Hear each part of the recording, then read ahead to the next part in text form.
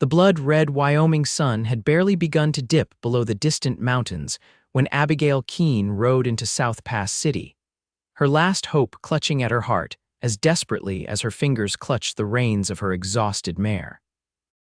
The year was 1868, and the gold rush that had swelled the town's population just a year prior was already waning, leaving behind those too stubborn, too poor, or too ambitious to return east. Abigail, with her dust-caked traveling dress and haunted green eyes, belonged firmly to the second category. "Whoa, girl," she whispered to her horse, patting its lathered neck as they stopped outside the general store. Main Street stretched before her, rutted with wagon wheels and dotted with weathered buildings, the saloon, the assayer's office, and further down, the small white church whose steeple seemed to pierce the vast Wyoming sky like an accusation. Abigail swallowed hard. The church was the last place she belonged, according to Reverend Wallace back in Springfield. His words still rang in her ears. "God has turned his back on you, Miss Keene. There can be no salvation for a woman who has brought such shame upon herself and her family." She dismounted with aching limbs, tying her mare to the hitching post. The saddlebags containing her meager possessions weighed heavy as she lifted them. 22 years old, alone, and cast out, this wasn't the life she had imagined for herself. "You knew in town, miss," the voice startled her. She turned to find a tall man leaning against the porch post of the general store. His clothes were trail-worn but clean denim pants, a faded blue shirt with the sleeves rolled up revealing sun-browned forearms, and a dust-covered hat pushed back on his head. A leather vest hung open, and a holstered revolver sat low on his hip, though it didn't appear to be worn for show like the weapons of gunslingers she'd seen in her journey west. "Yes," she answered simply, clutching her bags closer. The man straightened, and Abigail noticed the star pinned to his vest. "Sheriff Garrett Pierce," he introduced himself with a slight nod. "Don't often see women traveling alone to South Pass." She hesitated, wondering if she should give her real name or the false one she'd considered adopting in this new place. Something in his steady gaze made her opt for truth. "Abigail Keene, I've come from Illinois." "That's a mighty long journey, Miss Keene." His eyes, the color of a summer sky, assessed her with interest but not unkindness. "You got family here?" "No," the word hung between them. "I'm looking for work." Sheriff Pierce's expression remained neutral, though she thought she caught a flicker of concern. "Town's not what it was a year ago. Gold's drying up. But Mrs. Henderson at the boarding house might need help, and there's the Blue Nugget Saloon if I can cook," she interrupted quickly, unwilling to hear what options a desperate woman might have at a saloon. "And clean. I can sew and keep accounts." "I'm not afraid of hard work, Sheriff." A hint of a smile touched his lips. "Never suggested you were, Miss Keene." He glanced at her horse. "Your mare's dead on her feet. Stables that way. Jim Peterson's fair with his prices." "The boarding house is the white building with the blue trim, just past the church." She nodded her thanks, but her eyes must have betrayed something when he mentioned the church, because his expression shifted. "We're not much for judging folks here," Sheriff Pierce said quietly. "Whatever you're running from, South Pass City minds its own business better than most places." "I'm not running," she lied, straightening her shoulders. The sheriff touched the brim of his hat. "My mistake." Then, as if deciding to offer more kindness to this stranger, he added, "Mrs. Henderson serves supper at 6. Tell her Garrett sent you. She might knock a bit off your first night's stay." Abigail led her tired mare toward the stable, feeling the sheriff's eyes on her back. She hadn't expected kindness, not after everything. Perhaps South Pass City might offer her the fresh start she desperately needed, a place far from the whispers and condemning eyes, far from the scandal that had destroyed her family. The stable owner, Jim Peterson, was a grizzled man with hands like gnarled tree roots, but his touch was gentle with the animals. He helped Abigail unsaddle her mare and promised the horse would be well cared for. "You passing through or staying?" he asked, tossing fresh hay into the stall. "Staying, I hope," she replied, "if I can find work." Jim nodded thoughtfully. "Town's got fewer folks than last year, but those who stayed are building something to last. Might be opportunity for someone willing to work hard." He eyed her saddlebags. "That all you brought?" It's all I have, she admitted. The old man's expression softened. Well, Miss Keene, Abigail Keene. Miss Keene, my daughter Jenny runs the dress shop. Not much call for fancy things these days, but she's always looking for someone who can sew. Might be worth asking. Hope flickered in Abigail's chest. Thank you, Mr. Peterson. The boarding house was exactly where Sheriff Pierce had said it would be. Abigail walked slowly, painfully aware of the curious glances from the townsfolk. Mrs. Henderson proved to be a bustling widow in her 50s with shrewd eyes and a no-nonsense manner that Abigail found comforting in its straightforwardness. Sheriff sent you, did he? Mrs. Henderson looked her up and down. Well, I don't have much room, what with the miners still trickling out, but I do have a small attic room. It gets hot in summer and cold in winter, but it's clean and the bed's decent. That sounds perfect, Abigail said gratefully, and I was wondering, do you need any help? With cooking or cleaning, Mrs. Henderson's eyebrows rose. Can you cook more than just beans and bacon? My mother taught me everything she knew, Abigail said, a lump forming in her throat at the memory. Her mother hadn't spoken to her in months, not since the scandal broke. We'll see then. I could use help with breakfasts. Got 6 permanent boarders and usually a couple passing through. Can't pay much, but it would offset your room and board. That would be wonderful, Abigail breathed, hardly believing her luck. A room and meals, all in exchange for work she knew how to do. It wasn't much, but it was a beginning.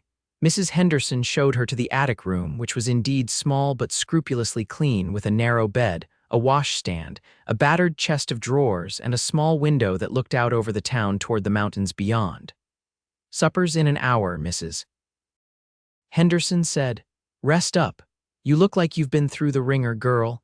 Left alone, Abigail sank onto the bed and finally allowed herself the luxury of tears. She hadn't cried since leaving Springfield, too focused on surviving the journey, too numb from everything that had happened. Now, in this tiny room that represented her first safe harbor in months, the dam broke. She cried for the parents who had disowned her, for the community that had cast her out, for the child she had lost, and for the man who had promised to love her and then abandoned her when the consequences became too difficult to bear. Most of all, she cried for herself and the innocent girl she had been just a year ago, who believed in love and goodness and God's mercy.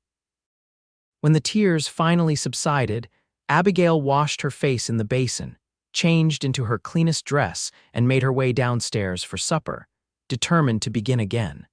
The dining room buzzed with conversation as Mrs. Henderson's boarders gathered around the large oak table.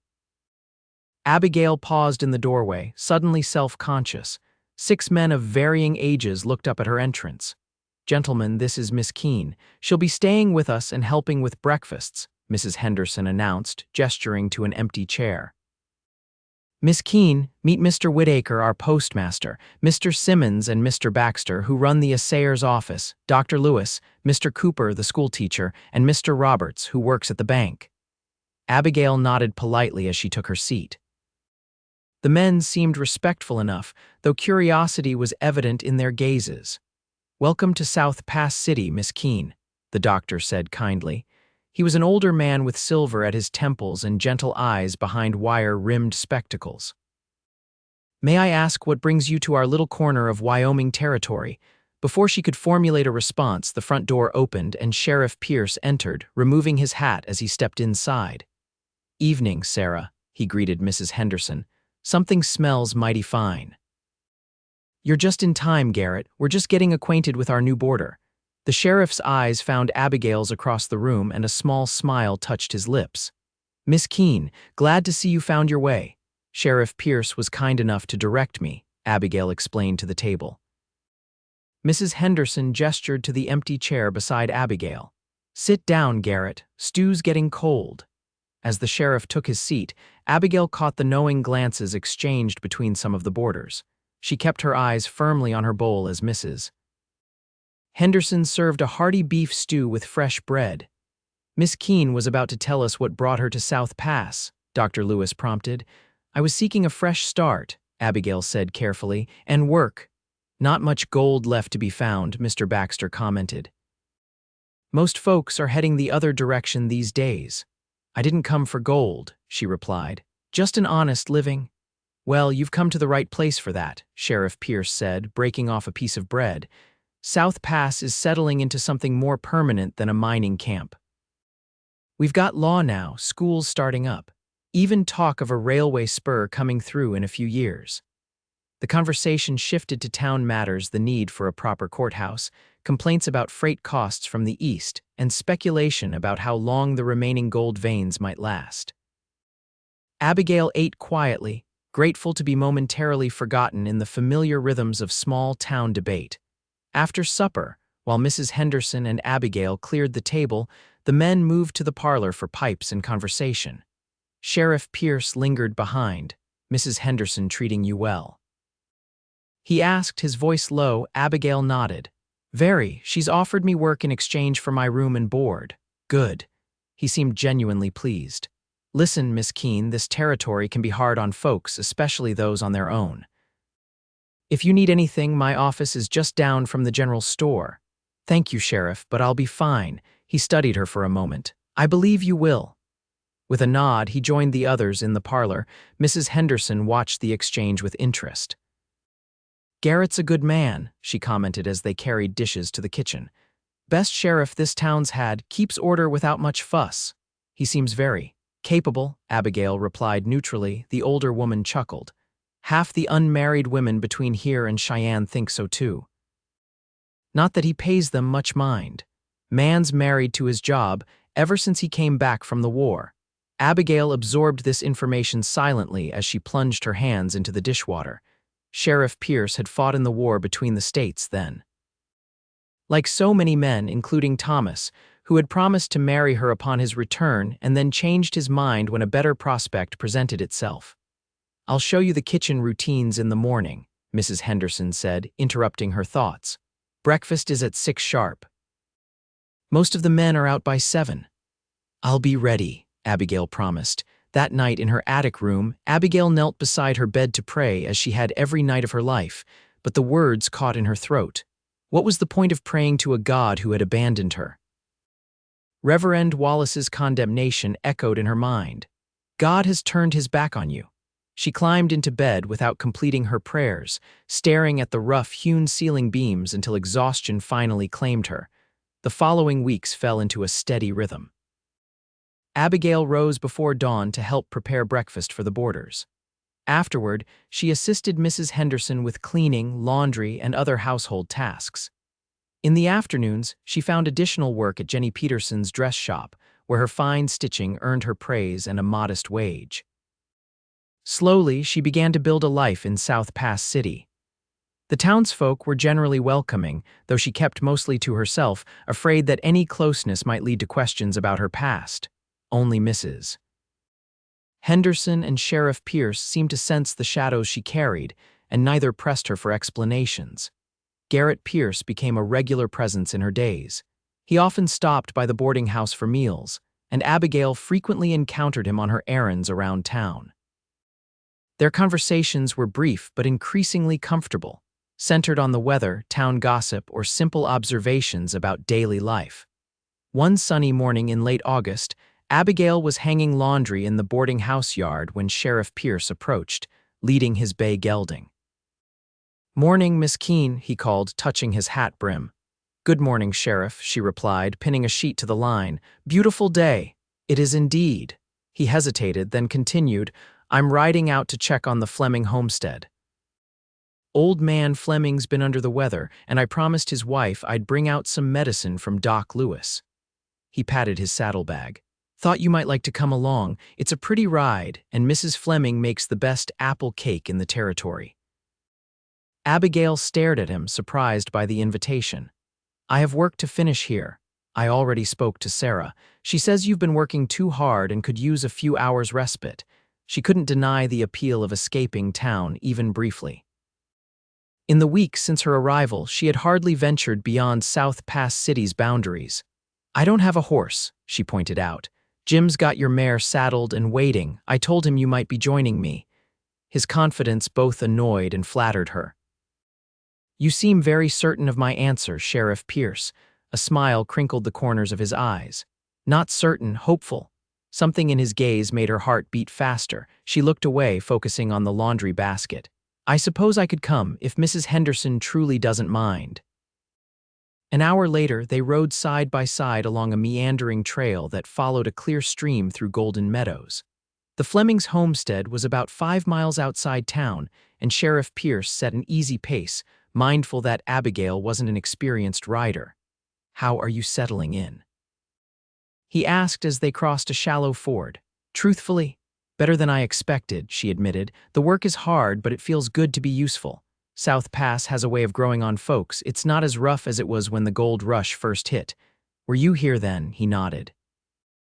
"Came in '66 after the war, needed somewhere, new." She understood that sentiment all too well. "And they made you sheriff, not right away, started as a deputy." "Previous sheriff caught a bullet during a saloon brawl last year. Town council asked me to step in." He looked over at her. "What about you? What did you leave behind in Illinois?" Abigail tensed. "Nothing I wish to discuss." "Fair enough." He didn't seem offended by her reticence. "We all have parts of our past we'd rather keep there." They rode in silence for a while, but it wasn't uncomfortable. The Wyoming wilderness spread around them in a tapestry of sagebrush, grass, and distant mountains, the vastness making Abigail feel both insignificant and somehow free. "Beautiful, isn't it?" Garrett said softly, as if reading her thoughts. "First time I saw these mountains, I knew I'd found where I belonged." "I can understand that," she replied. "There's something healing about such open spaces." His gaze lingered on her profile. "Exactly so." The Fleming homestead appeared on the horizon, a sturdy log cabin with a stone chimney, a barn, and several fenced pastures where cattle grazed. As they approached, a woman emerged from the cabin, wiping her hands on her apron. "Sheriff Pierce, right on time," she called cheerfully. She was a plump, rosy-cheeked woman of about 50, with silver-streaked dark hair tucked beneath a kerchief. "Mrs. Fleming, this is Miss Abigail Keene. She's recently joined our community," Garrett introduced as they dismounted. "Miss Keene, Mrs. Martha Fleming, one of our first settlers." "Welcome, dear," Mrs. Fleming said warmly, clasping Abigail's hand. "Any friend of Garrett's is welcome at our table." "How's Mr. Fleming today?" the sheriff asked, retrieving a small package from his saddlebag. "Much improved, thank the Lord, but he'll be glad for that tonic." "Come in, both of you. I've just taken a cake from the oven." The cabin's interior was simple but comfortable, with handmade furniture, colorful quilts, and a stone hearth where a kettle simmered. An elderly man sat in a rocking chair by the fire, a patchwork blanket across his lap. "Company Amos," Mrs. Fleming announced. "Sheriff's brought your medicine and a new friend." Mr. Fleming squinted up at them, his weathered face breaking into a smile. "Garrett, my boy, and who's this pretty young lady?" Introductions were made again, and soon they were settled around the table with thick slices of warm apple cake and strong coffee. The Flemings were eager for news from town, and Garrett obliged with updates on various neighbors and local happenings. "And what about you, Miss Keene?" Mr. Fleming asked. "What's your story?" Before Abigail could formulate a suitably vague response, Mrs. Fleming gently scolded her husband. "Now, Amos, don't pester the girl with questions. She'll tell us what she wants us to know." "It's all right," Abigail said. "I'm from Springfield, Illinois. I came west seeking a new beginning, just like us 30 years ago," Mrs. Fleming nodded approvingly. "Sometimes the Lord closes one door so that another might open." Abigail lowered her gaze to her plate. "Some would say he's turned his back entirely." A brief silence followed her bitter words. Then Mrs. Fleming reached across the table and patted her hand. "Oh, my dear, no matter what you've been told, that's not how the good Lord works." "Martha's right," Mr. Fleming said, his voice carrying the weight of years lived in harsh conditions. "Been times I thought God had abandoned us out here, drought years, Indian troubles, the winter our first child died, but he was there even in the darkest moments." Abigail felt tears threatening and fought them back. "I wish I could believe that." "Faith isn't something anyone can give you," Garrett said quietly. "It's something you find for yourself, often when you least expect it." Their eyes met across the table, and Abigail was struck by the depth of understanding in his gaze, as if he too had walked through valleys of doubt.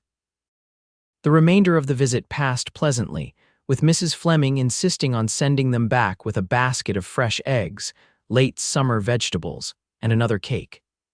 As they prepared to depart, the older woman drew Abigail aside while Garrett discussed cattle prices with Mr. Fleming. "You've caught his eye, you know," Mrs. Fleming said with a meaningful nod toward the sheriff. "We're barely acquaintances," Abigail protested, feeling her cheeks warm. "Perhaps, but I've known Garrett Pierce since he first came to Wyoming territory, all hollowed out from the war. I've never seen him look at anyone the way he looks at you." Abigail didn't know how to respond to this, so she merely thanked the woman for her hospitality. The ride back to town was quieter, both of them lost in thought as the afternoon sun began its descent toward the western peaks. When they reached the edge of town, Garrett broke the silence. "Would you care to join me for supper sometime? Not at the boarding house. There's a decent restaurant at the hotel." Abigail hesitated. "I don't think that would be wise." "Because of whatever you're running from," she stiffened. "I told you you're not running, I remember." His expression was gentle rather than accusatory. "Abigail, everyone in this territory is running from something or toward something, sometimes both. It doesn't matter to me what's behind you, I'm interested in who you are now." "You don't know me," she said softly. "I'd like to." He guided his horse closer to hers. "Just supper, nothing more." Looking into his earnest blue eyes, Abigail felt something shift inside her, a crack in the wall she had built around her heart. "Just supper then," she agreed hesitantly. "Next Saturday." His smile was worth the risk. "Saturday it is." When they reached the boarding house, he helped her dismount, his hands strong and steady at her waist.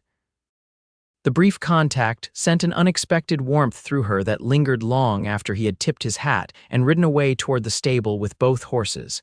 Mrs. Henderson was waiting in the kitchen, a knowing smile on her face. "Have a nice ride, did you?" "It was lovely," Abigail admitted, setting down the basket from the Flemings. "Mrs. Fleming sent these for the house." Thoughtful woman. Mrs. Henderson examined the contents with appreciation. "And what did you think of Garrett outside his sheriff's duties? He was kind, a good companion." Abigail busied herself unpacking the vegetables to hide her flushed face. "Just kind, is it?" The older woman's tone was teasing. "Well, he's certainly that. Also honest, hardworking, and not hard on the eyes, if you don't mind my saying." "Mrs. Henderson," Abigail exclaimed, scandalized. "Oh, hush, I'm old, not blind, and I've seen how he looks at you." She patted Abigail's cheek affectionately. "Just be careful with that heart of yours, girl. It seems to me it's already weathered some storms." "He's invited me to supper at the hotel restaurant, Saturday next, Mrs. Henderson beamed. "Well then, we'll need to press your blue dress. It brings out those pretty eyes of yours." As the week progressed, Abigail found herself both anticipating and dreading Saturday evening. Part of her longed for the simple pleasure of conversation with Garrett, whose steady presence had become a comfort in her new life. But another part feared the questions that might arise, the truths she wasn't ready to share, and the pain that seemed to follow whenever she allowed herself to care for someone. The blue dress, as Mrs. Henderson had predicted, did complement her eyes. Jenny Peterson had helped her make a few subtle alterations to update its style, and Mrs. Henderson insisted on lending her a delicate cameo brooch to adorn the modest neckline. "There," Mrs. Henderson declared, stepping back to assess Abigail as she stood ready in the parlor. "Simple, elegant, and entirely proper. Garrett won't know what hit him." Abigail smoothed her skirts nervously. "It's only supper."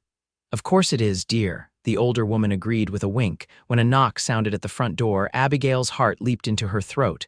Mrs. Henderson squeezed her hand reassuringly before going to answer it. Sheriff Pierce Garrett, as she had begun to think of him, stood on the porch, looking somewhat transformed from his usual appearance. He had traded his work clothes for a well-cut dark suit, white shirt, and neatly knotted tie. His hair was freshly trimmed, and he held a small bouquet of late wildflowers. "Miss Keene," he greeted her, his eyes warming as they took in her appearance. "You look lovely." "Thank you," she replied, accepting the flowers. "As do you, handsome, I mean, not lovely." His smile brightened at her flustered correction. "I'll take either compliment gladly." Mrs. Henderson took the flowers. "I'll put these in water. You two enjoy your evening. Don't rush back on my account. I'm visiting my sister after supper and won't be home until late." Garrett offered his arm, and Abigail placed her hand lightly upon it, hyper-aware of his solid presence beside her as they walked the short distance to the hotel. The air held the first hint of autumn crispness, and stars were beginning to appear in the darkening sky. "I was afraid you might change your mind," he admitted as they strolled. "I considered it," she confessed. "What convinced you not to?" She looked up at him, struck again by the honest interest in his gaze. "Curiosity, perhaps. Or maybe I simply wanted one normal evening like any other young woman might have." His expression softened. "Then that's what we'll have, just a pleasant supper between friends." The hotel restaurant was the most elegant establishment in South Pass City, which wasn't saying much compared to Eastern standards, but the tablecloths were clean, the silverware polished, and the menu more varied than the typical frontier fare. Several diners looked up with interest as the sheriff escorted Abigail to a corner table. "Prepare yourself for some gossip tomorrow," Garrett murmured as he held her chair. "South Pass doesn't offer many sources of entertainment, so folks make do with speculation about their neighbors."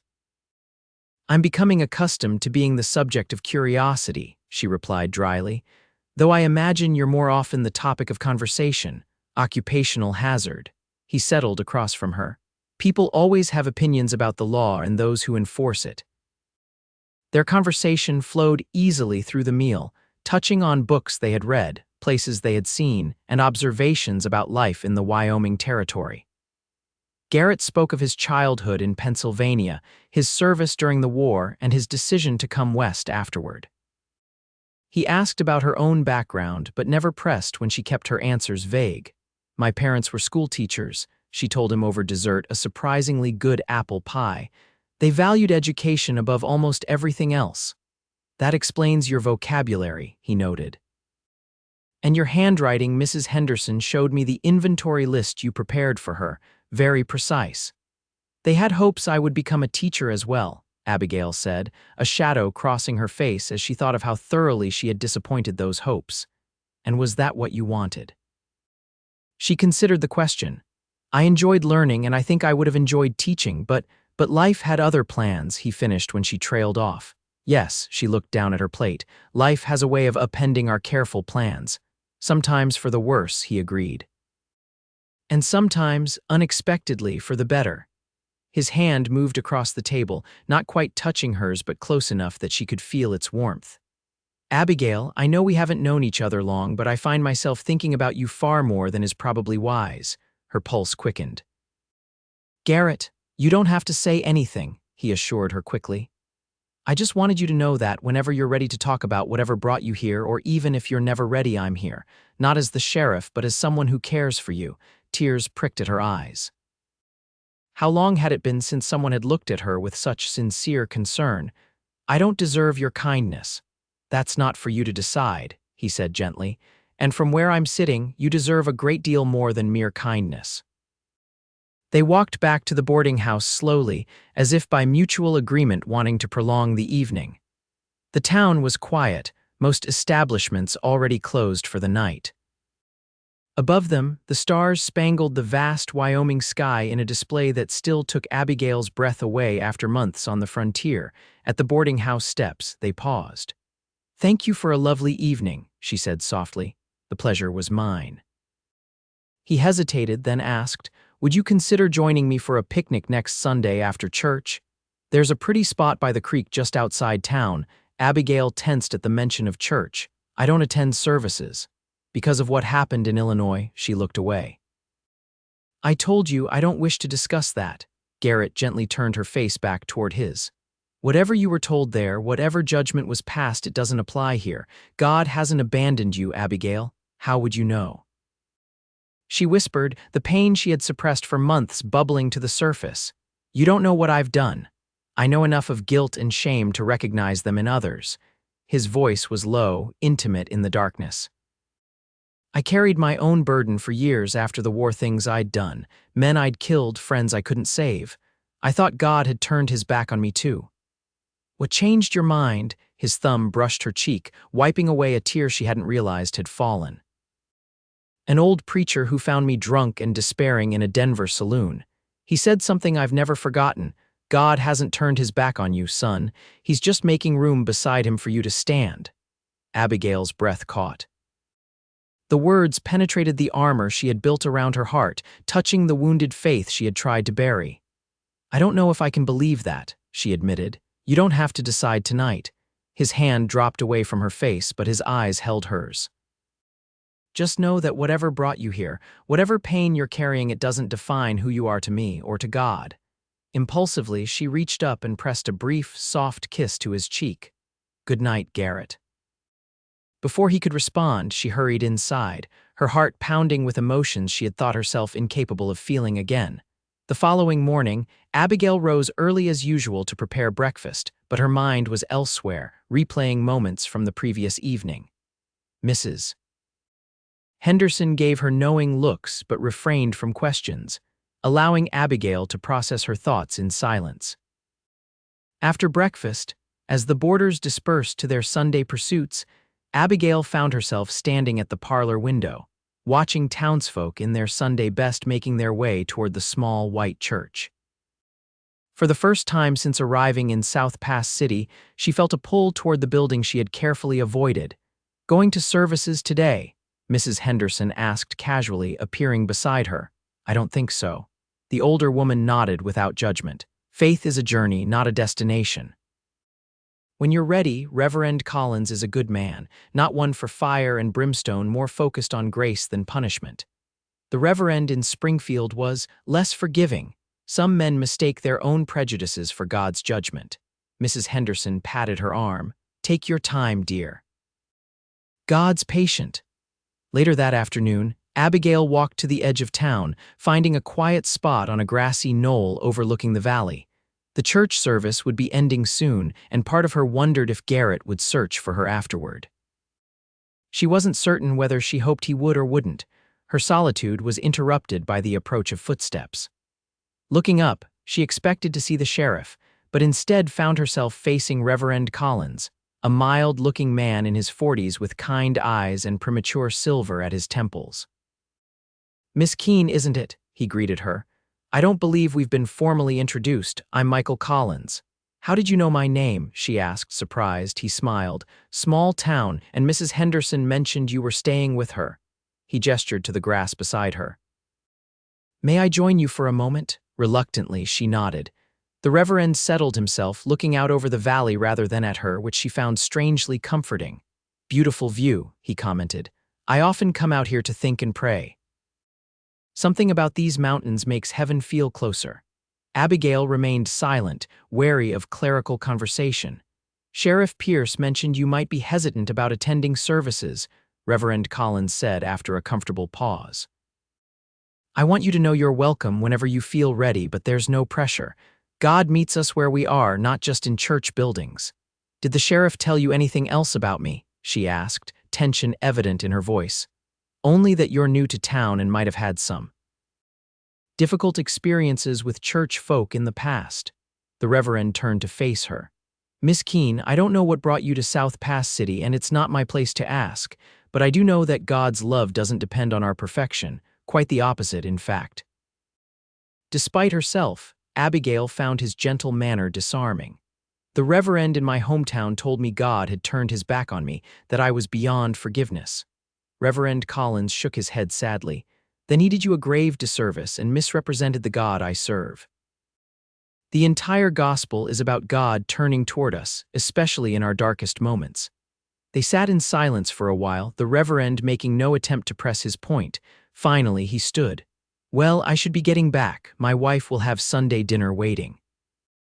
"You're welcome to join us if you'd like." "Thank you, but no," Abigail declined politely. "Perhaps another time."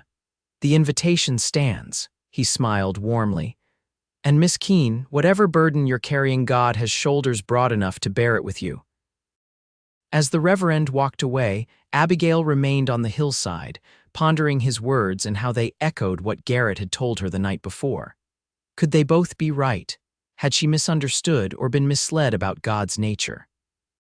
Her contemplation was interrupted by a familiar figure approaching from town. Garrett, still in his Sunday clothes, carrying what appeared to be a small basket.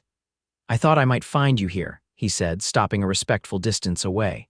I saw you talking with Reverend Collins. He seems different from what I expected, she admitted. He is. Garrett held up the basket.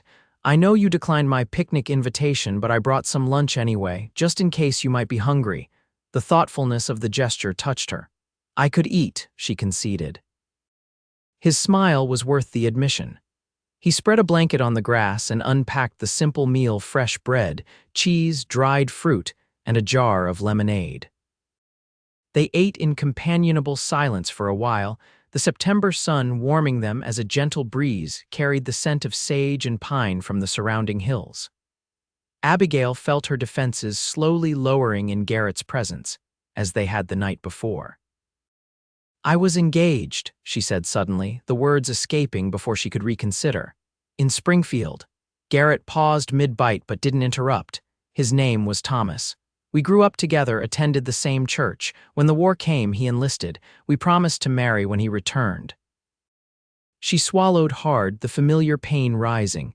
He did come back, unlike so many others. We were to be married that spring. What happened? Garrett asked softly when she fell silent. Abigail looked down at her hands, twisting in her lap. I discovered I was with child. The admission hung in the air between them. She waited for the judgment, the disappointment, the withdrawal she had experienced from everyone else upon learning her secret. Instead, Garrett simply said, "That must have been frightening for you."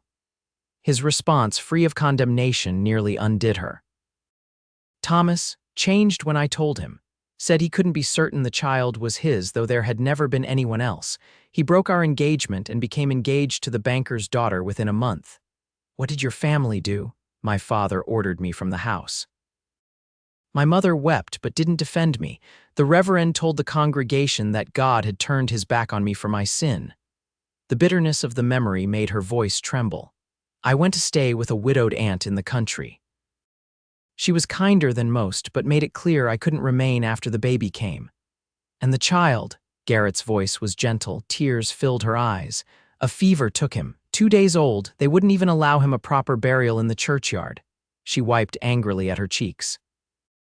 Afterward, my aunt suggested I go west, where no one would know my shame. She gave me enough money for the journey, and I left. Garrett was silent for a long moment, his face solemn. Then, slowly, he moved closer and took her hand in his. I'm sorry, Abigail, for all of it. For Thomas's betrayal, for your family's rejection, and most of all for the loss of your son. I named him William, she whispered. After my grandfather, no one else even acknowledged he deserved a name. William, Garrett repeated softly, respectfully. A good, strong name. Something broke inside Abigail, then the last wall of her carefully constructed defenses.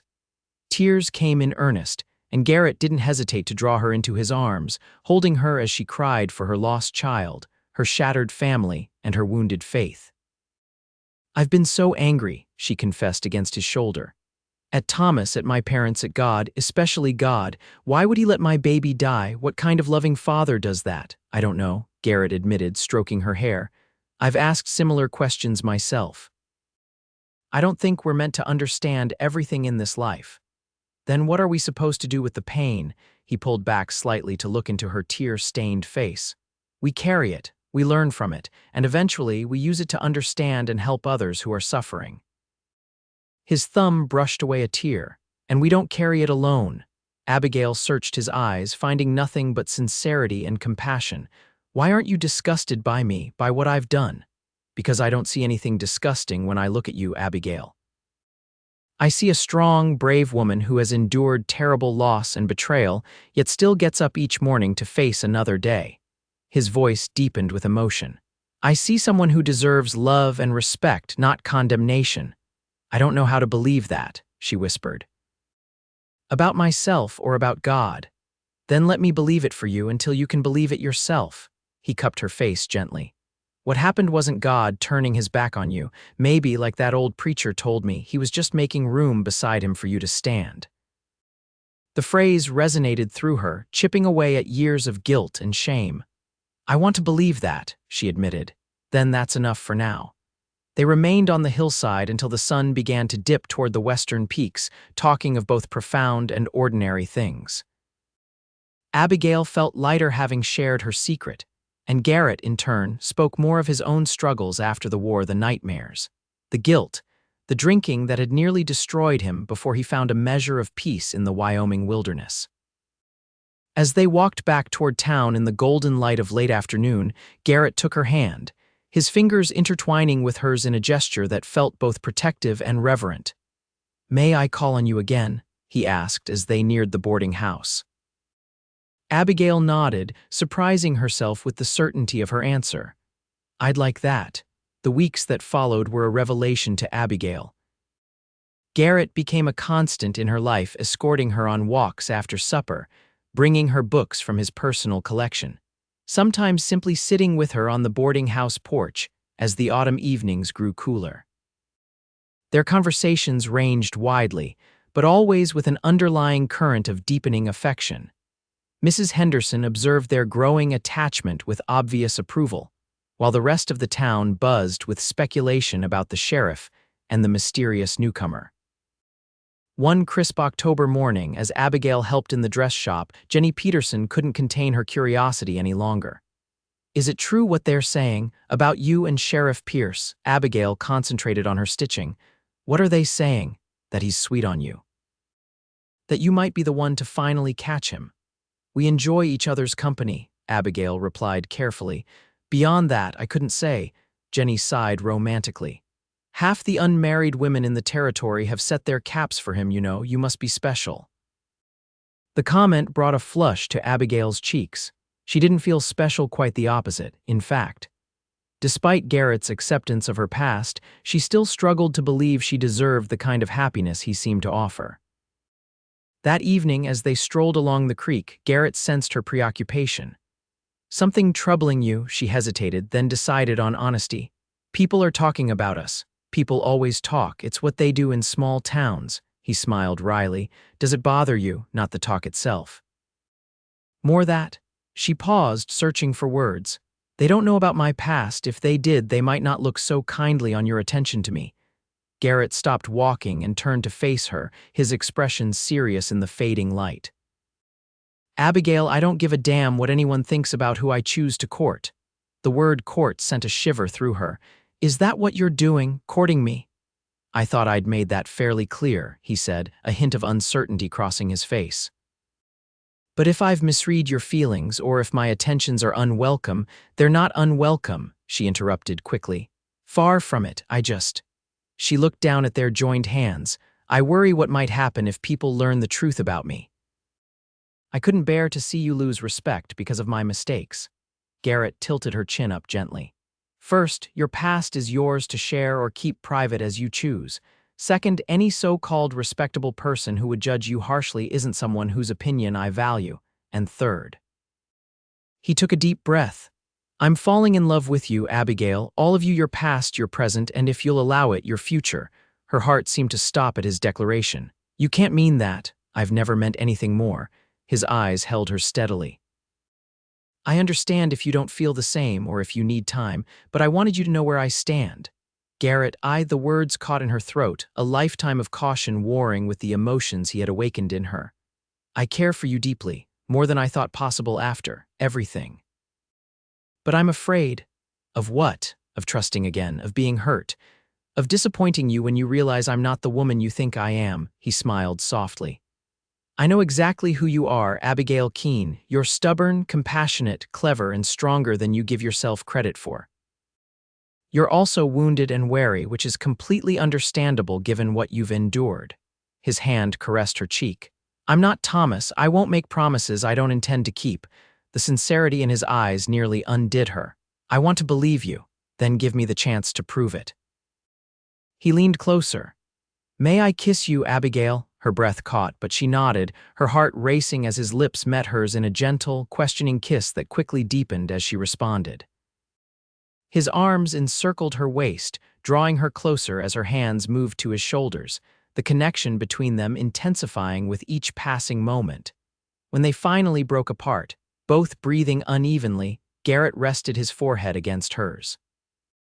"I've wanted to do that since the first time I saw you," he admitted, "dusty and exhausted in front of the general store." She teased, though her voice trembled. "Even then." He kissed her again, briefly but tenderly. You were the most interesting thing to happen to South Pass City in months.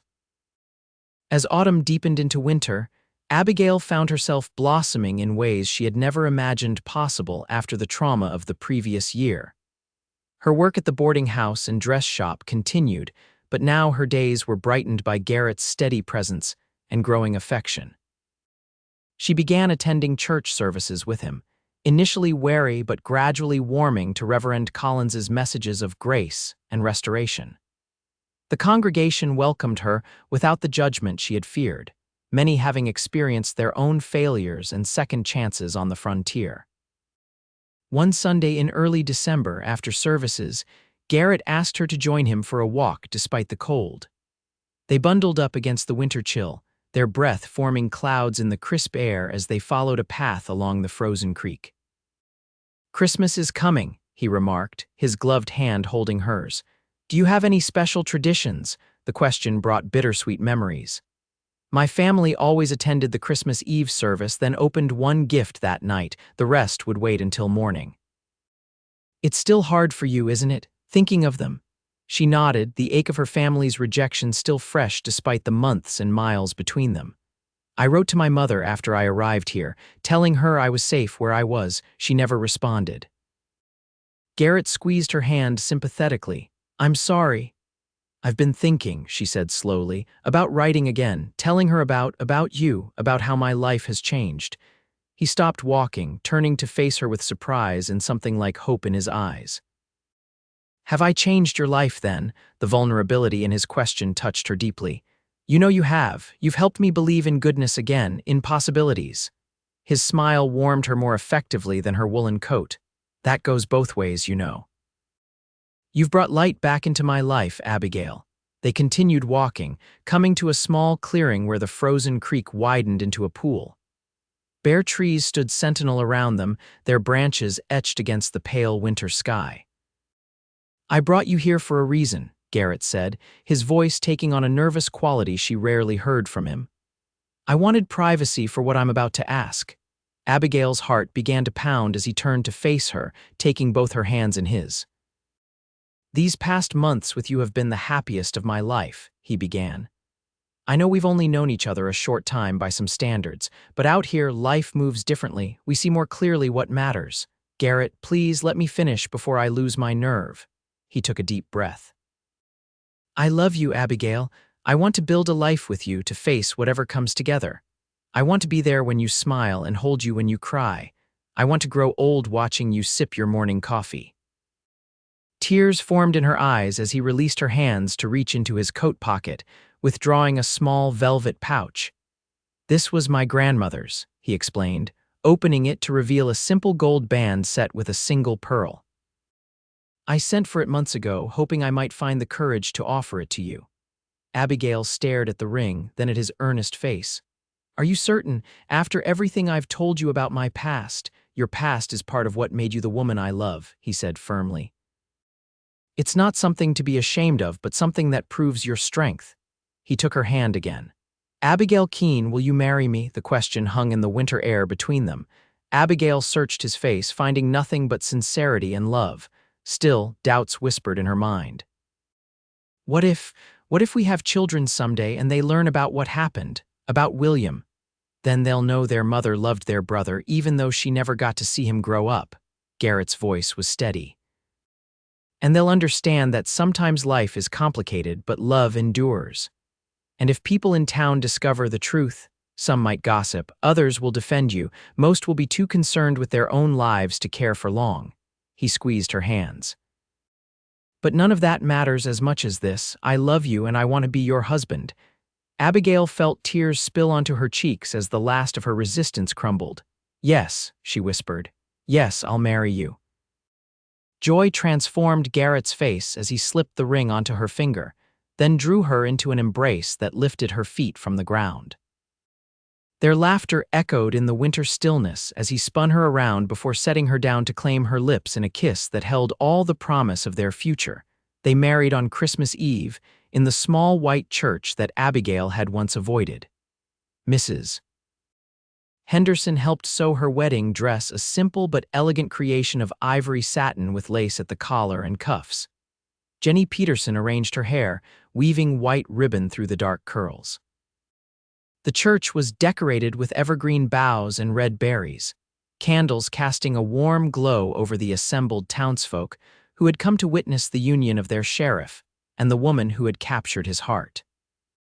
Reverend Collins smiled broadly as he pronounced them husband and wife, and when Garrett kissed his bride, the congregation erupted in cheers and applause that seemed to shake the very rafters. The celebration continued at the hotel, where the dining room had been cleared for dancing. Even in the midst of winter, South Pass City found reasons to celebrate, and a wedding, especially one involving their well-respected sheriff, provided the perfect excuse for festivity. Late in the evening, as the party continued around them, Garrett led Abigail outside to the hotel's covered porch.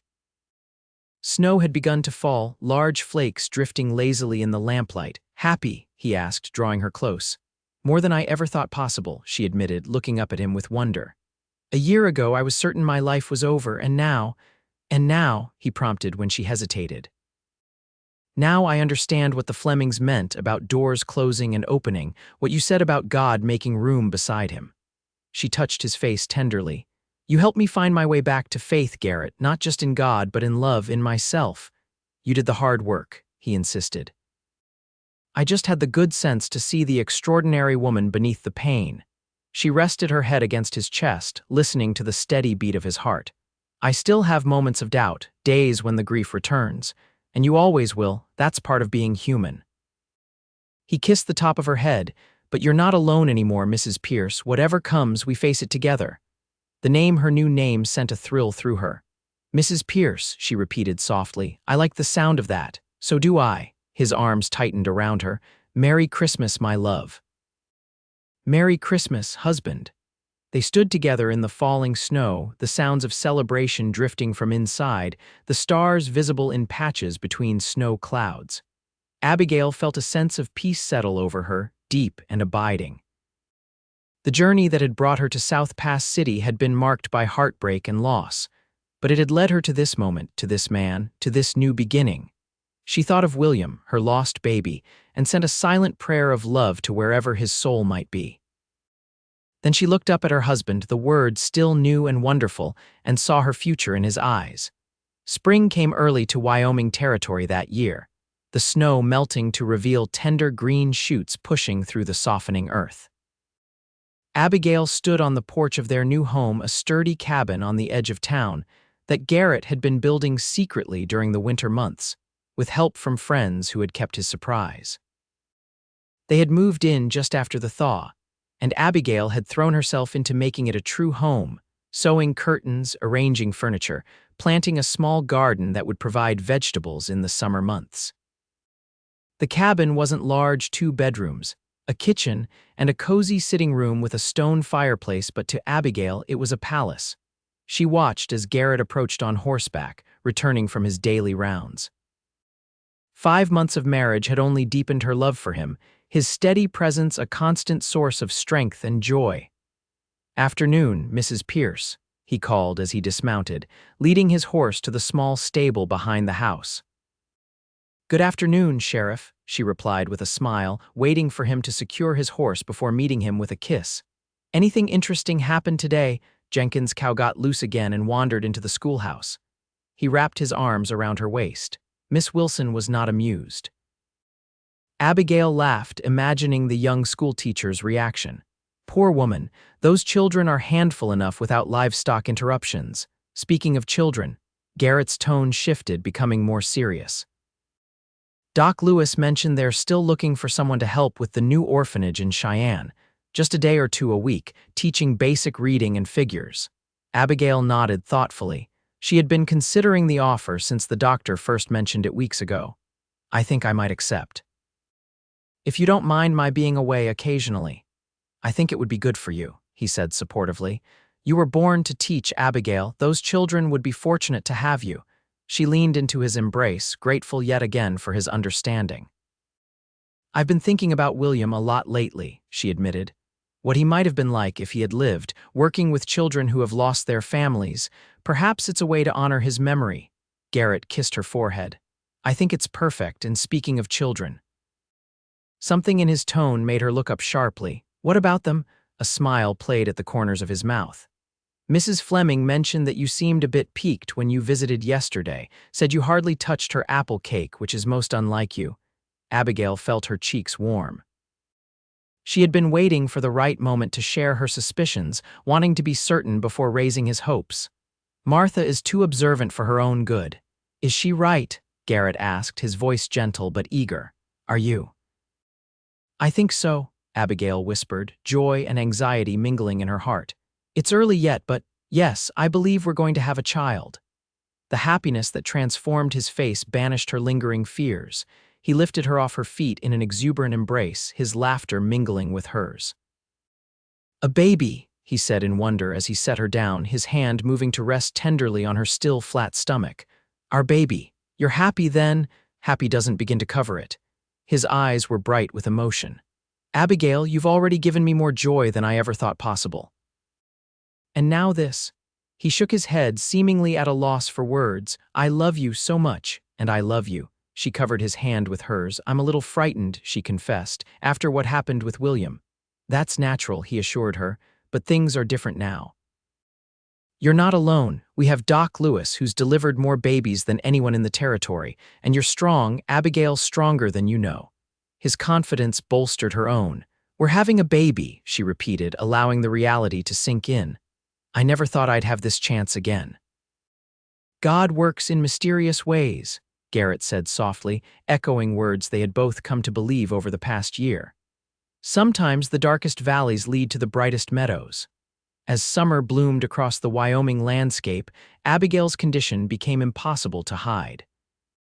The town received the news with genuine happiness for the sheriff and his wife, with women stopping by regularly to offer advice, hand-me-down baby clothes, and favorite remedies for morning sickness.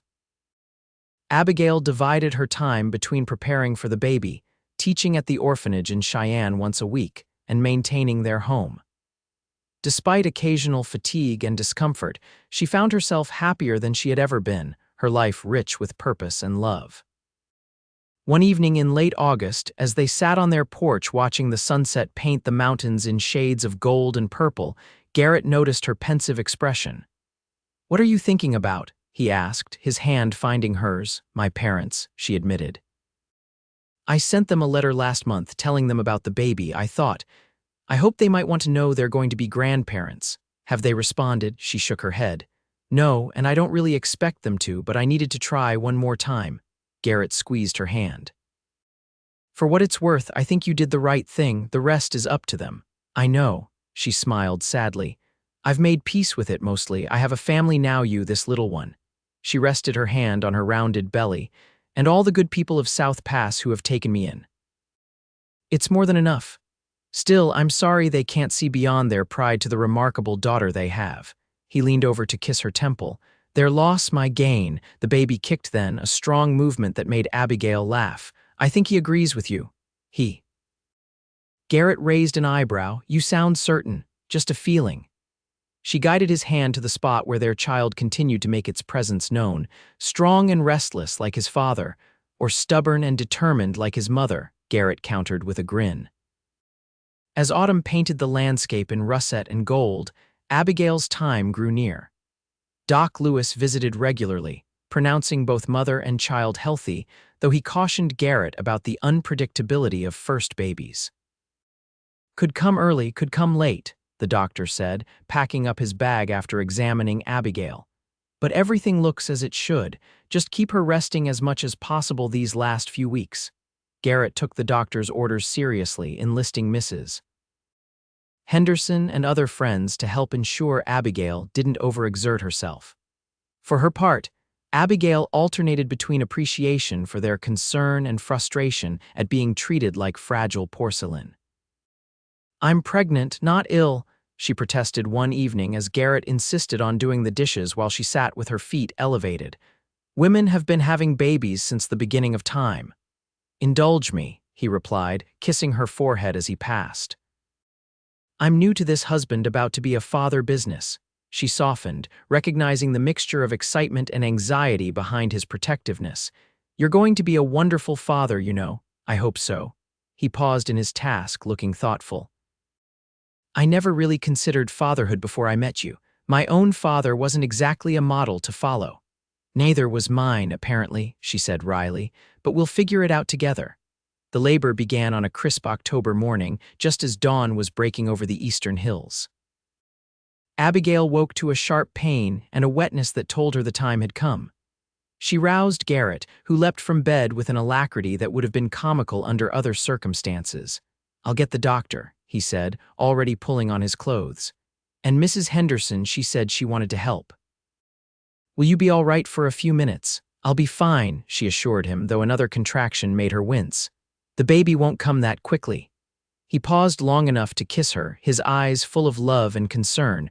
I'll be right back. I love you too. Now go before you have to deliver this baby yourself. The hours that followed were a blur of pain, effort, and determination. Doc Lewis arrived promptly, followed by Mrs. Henderson, who took charge of heating water and preparing the bedroom. Garrett remained by Abigail's side throughout, holding her hand, wiping her brow and murmuring encouragement as she labored to bring their child into the world. You're the strongest person I know, he told her as the pains intensified. You can do this, Abigail. I'm right here with you. She clung to his words and his presence as the morning stretched into afternoon, finding strength when her body screamed for relief. When despair threatened to overwhelm her, she thought of William, the baby she had birthed alone and afraid, and drew resolve from the knowledge that this time was different. This time, she was surrounded by love and support. As the sun began its descent toward the western mountains, Doc Lewis announced that the time had come to push. Abigail gathered her remaining strength, focusing on the doctor's instructions and Garrett's steady voice. One more big push, Doc Lewis urged after what seemed like an eternity. The baby's almost here.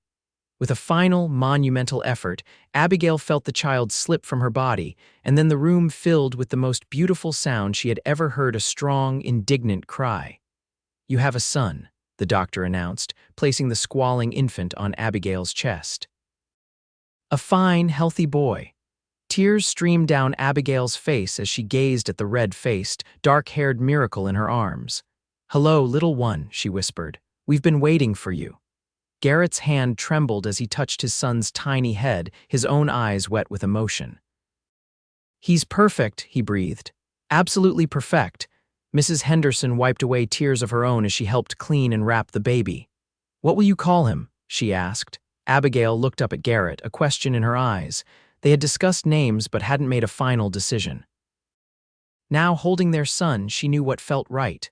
William, she said softly. William Garrett Pierce. Understanding and love filled Garrett's expression.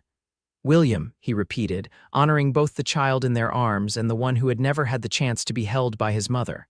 It's perfect. After Mrs. Henderson and the doctor had gone, leaving instructions and promises to check in the next day, Garrett sat on the edge of the bed beside Abigail, who cradled their sleeping son. The three of them, a family, complete in that moment of quiet wonder. Thank you, he said, his voice husky with emotion, for our son, for loving me, for everything.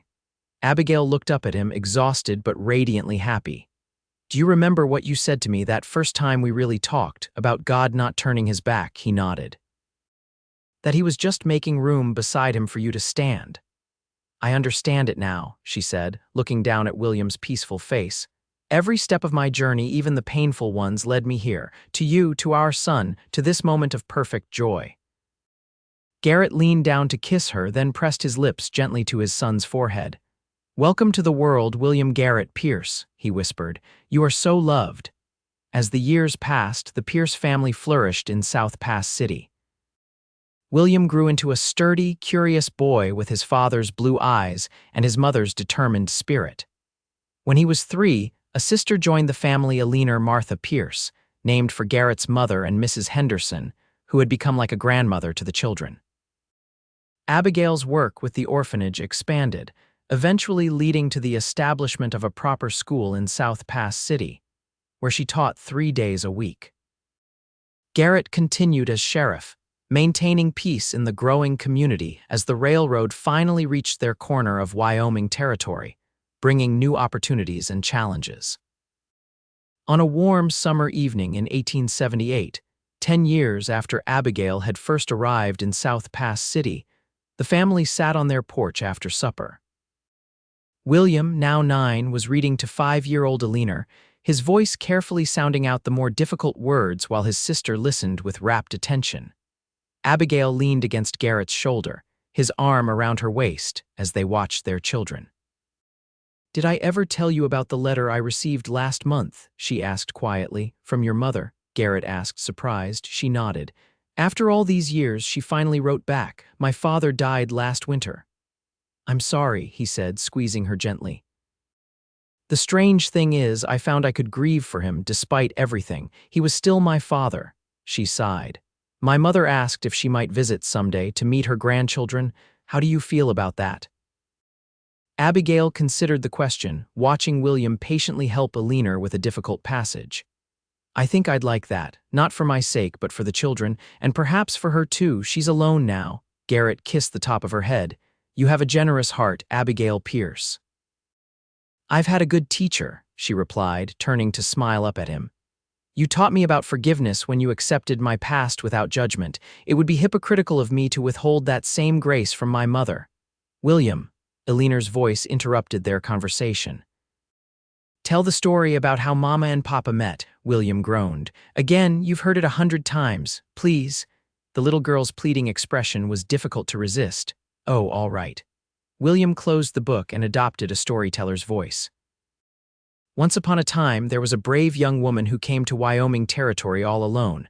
Because she was sad," Alina interjected, "and people had been mean to her." William nodded solemnly. "Yes, she was very sad, and some people had told her that God didn't love her anymore." "Which wasn't true," Alina stated firmly. "No, it wasn't, but she believed it because sometimes when you're sad, it's hard to remember what's true." William glanced at his parents, ensuring he was getting the story right. "Then one day she met the sheriff, who was the bravest, strongest man in all the territory." Garrett chuckled softly at this embellishment but didn't interrupt. "And do you remember what the sheriff told her?" William prompted his sister. Alina nodded eagerly. "He said God hadn't turned his back on her. He was just making room beside him for her to stand." "That's right," William confirmed. "And then they fell in love and got married and had the 2 best children in the whole territory." "Us," Alina exclaimed triumphantly. "Yes, us." William rolled his eyes at his sister's enthusiasm but couldn't hide his smile. "And they all lived happily ever after, the end." "That's my favorite story," Alina declared, snuggling closer to her brother. "It's mine too," Abigail whispered to Garrett, tears of gratitude stinging her eyes as she watched their children. "Mine as well," he agreed, turning her face toward his for a kiss. "And the best part is our story isn't over yet. We're still writing it every day."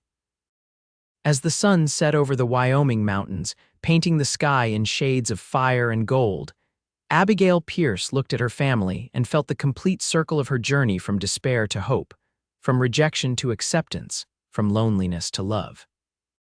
The path had not been easy, but standing here now, surrounded by the family she had once thought impossible, she wouldn't have changed a single step. "God makes room for us all," she murmured, the hard-won wisdom of her life rising to her lips. "Even when we can't see it, he's making room for us to stand beside him." Garrett's arm tightened around her, and together they watched the sunset, the living testament to second chances and the power of love to heal even the deepest wounds.